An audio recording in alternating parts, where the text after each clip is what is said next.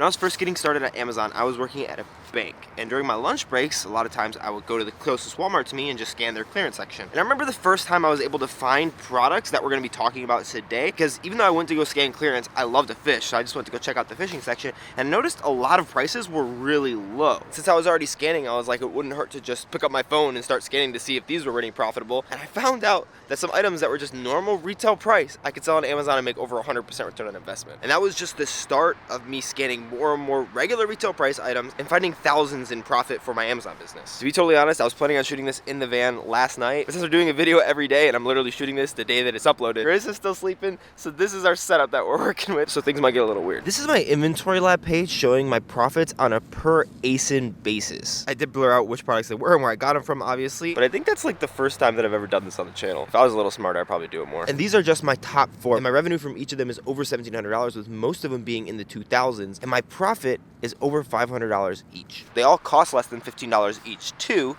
so you don't need a lot of capital to start finding these products that'll sell over and over on Amazon. And if we're being honest, to a lot of people, these numbers are like not even good. And even though I'm very comfortable with the income that I make from Amazon, because we have some other income sources, it is very part-time for me, like less than 20 hours a week. And so let's talk about how I was able to find these products so that you can too, and just take it to the next level for yourself and sell way more than I do with a relatively consistent source of income. And I say relatively for a reason, but we'll get to that. Since almost all of what I sell on Amazon is from retail arbitrage, and that's what we're gonna be talking about, the first question is probably, where do you find these products? And since we're specifically talking about stuff that you can buy at normal retail prices and resell on Amazon for more, we're not gonna be talking about places like TJ Maxx, Ross, and Burlington, even though I could make a separate video on what would be replenishments from those places, but it is a little different. The best store, and probably where most people get their stuff from, is gonna be a Walmart like we have right here. But honestly, you could probably find something anywhere, just because inventory plans are different for every store that you're gonna go to. And even if you do find other stores where you can find these products, like I have, I would recommend starting at Walmart because you have the most opportunity to find more products because there's such a variety. So now that we actually know which store we're gonna go into,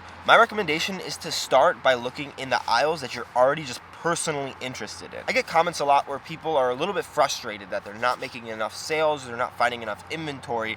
And my first 2 recommendations are, 1, are you actually scanning enough? Just like literally go through aisles and scan everything. It takes a while, but you'll be able to find profit. And 2, are you looking at stuff that you actually care about? The way that I was able to find my first replenishable products was by scanning stuff that I actually cared about, which was fishing stuff. And because I was interested in it, I was more interested in picking up those items and scanning more of them because I already had a personal passion towards it. And essentially just selling fishing stuff allowed me to leave my job in the time that I did. So if you want to keep your momentum while sourcing, I would start with stuff that you actually care and know about, because you'll have a better idea of what might actually be discounted even though it's at normal retail prices. And then if you know what store you're going into, what category of product you're going to be looking for, I would honestly just pick one aisle and just scan everything in that one aisle. If you want to go above and beyond and do more, you can. That's a quick way to burn out, because scanning all of these products, which is a disclaimer I should have given at the beginning of the video, is going to be very hard and very frustrating to actually find replenishable products, but it's well worth it when you can make it happen. Now, before I let you know exactly what I look for when sourcing for replenishable items, there are some things that are a little bit different than my normal sourcing, which you've probably heard me talk about in some recent sourcing vlogs like these videos. That's because normally when I'm sourcing, I'm looking for items that have 50 to 100% return on investment. So if I buy something for $10, I need to get back $15 so that I can pay off my buy cost and have $5 of profit. And this $15 is after Amazon takes its cut. Normally means that an item has to have a price on Amazon of $21 to $25, depending on how much the fees are. Even with this though, I'm normally looking for items that have over 100% return on investment.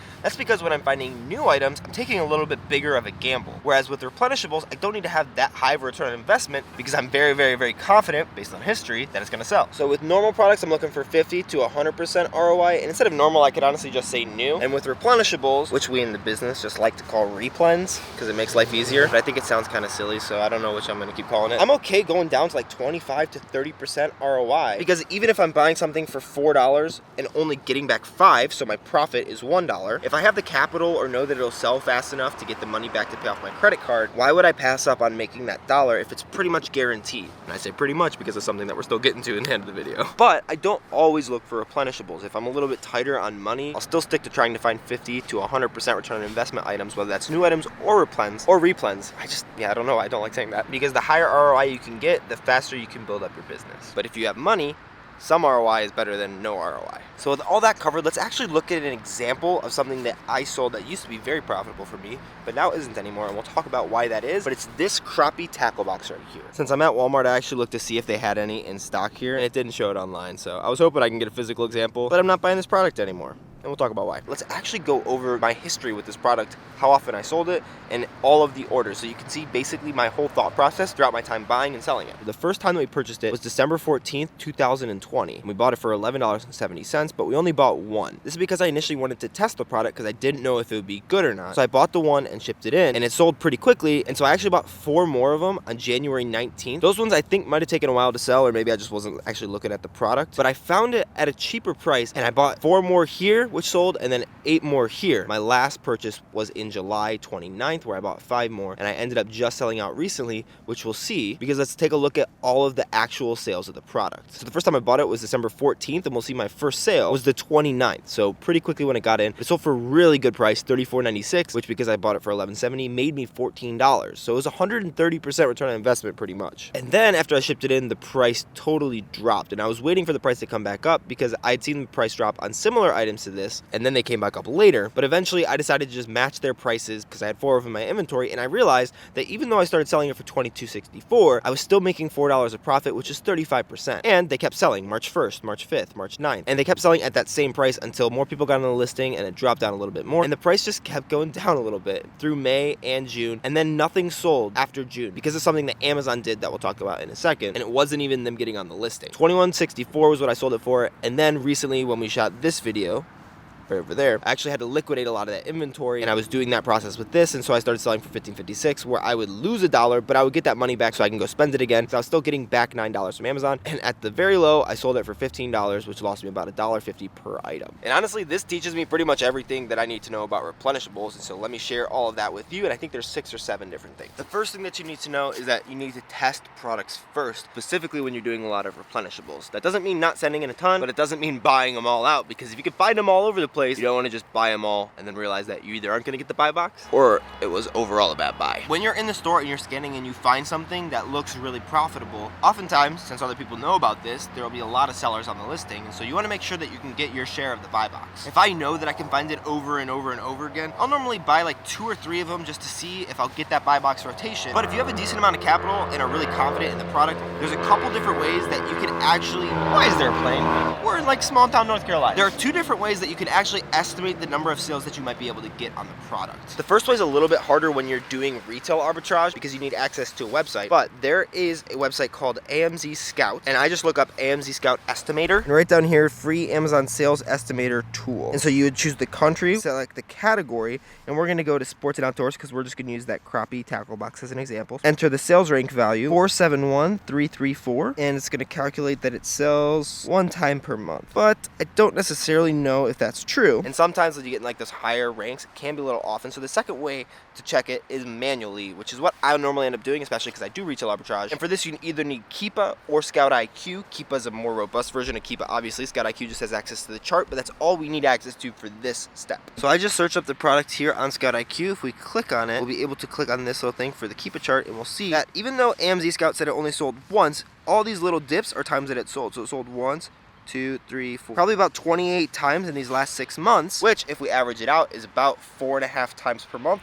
or once a week. So I always like to do the manual version, especially because it's just easier in the stores anyways. And if you're really confident in a product, you can just pick up 1 month's worth of that inventory if you know that you can get it again, because after you ship it in and they start to sell in the first couple weeks, you could just go buy another month worth, because if you wait 2 weeks to see if it sells and then it takes 2 weeks for your shipment to get into Amazon, that month will have sold out. The second thing that this helps teach us is that you should buy the product that you find after you've tested it anywhere. If you realize it's going to sell for you a lot, look for it at Walmart, look for it at other stores that specialize in that type of thing to see if you can get the same price or cheaper. And then also look for RA to OA buys. If you're able to find a replenishable product that they also sell online for the same price, you could just find the product in store, test it out, figure out it works, and then just get it shipped to you. And if we remember back over here, that's what I did in these April and March orders. I was actually able to find a 10% discount online and then just pick them up and send them to my house. Who says I don't do online arbitrage? Me. The answer is me, just for now. The third thing is to reprice smartly and to be flexible with your return on investment. A lot of times when you find some of these products, the price will start to tank a little bit as a lot of new sellers get on the listing, or people can realize that they could try to undercut price and still make a return on investment, even though it'd be better for everybody if everyone just repriced moderately and shared the buy box a little bit. But that's also why you need to be flexible with your return on investment, but realize what your minimum is. That's the reason I didn't really make any sales between January and March, because I was just holding out, waiting for my price to come back up, and when I realized that it probably wasn't going to, and it really hasn't, I'm glad I actually started selling there. But being flexible with your ROI, specifically because it's a replenishable and you know you can get more,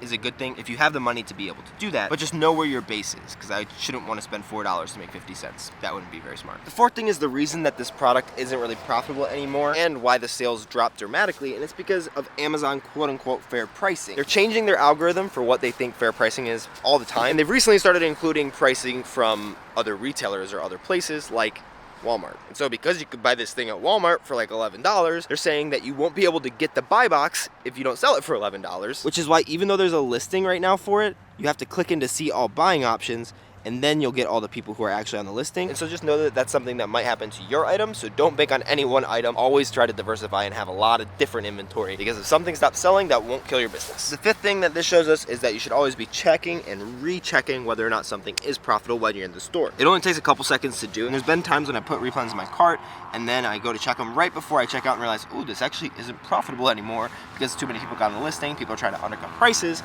So check and recheck, and just learn to adapt. That's what you're gonna need to do when you're a third-party seller on Amazon. I'm sure there's a lot of thoughts that you might have about Replens, and if you do it, please leave some comments down below just to get some advice. I'm constantly insecure that I'm not a good enough Amazon seller to be making these videos, even though I'm just telling you what I do. So always thankful for some positive comments. Go watch this video if you wanna learn about FBA and laugh a lot. Yesterday's video is here, tomorrow coming then, and I will see you tomorrow.